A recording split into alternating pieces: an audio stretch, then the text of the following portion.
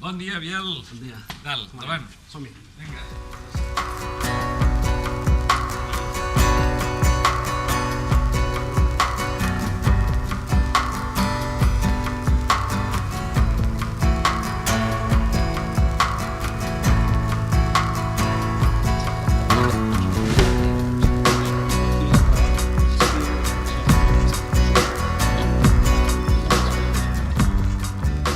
Aviam, comencem pel començament.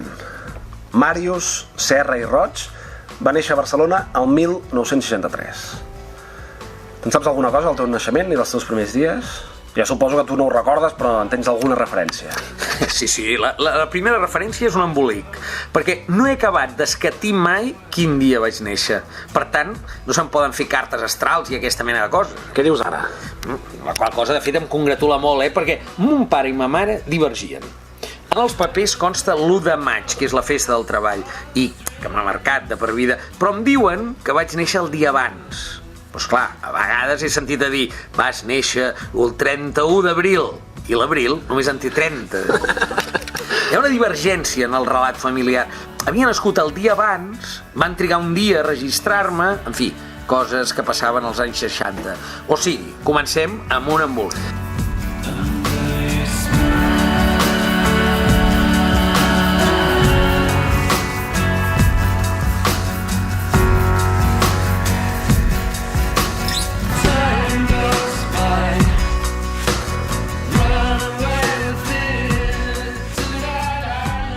El Màrius Serra i jo mateix, Biel Barnils, ens fa molta il·lusió presentar-vos l'Orgia Verbal, Converses amb Màrius Serra, editat per Edicions Dau aquest mes de novembre del 2010.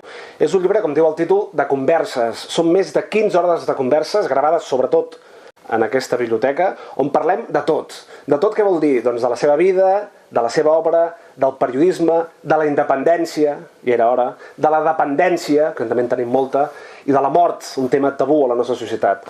Jo és un llibre que m'he passat pipa fent-lo, hauria fins i tot pagat per fer-lo, sort que no ho vaig proposar a l'editor, i espero transmetre aquesta passió per la llengua i pel personatge del Màrius Serra en aquest llibre. Jo espero que us agradi moltíssim. I, per cert, perquè hi hagi una orgia de veritat, sí, com a mínim hem de ser 3. Per tant, més de 2, tu, jo i algun lector. Hi ha algun lector. Sí, home, afegiu-vos-hi, tantes lectores com vulgueu, aquí cadascú és ben lliure de demanar, oi? Aquest llibre realment per mi ha estat fins ara ja una veritable orgia.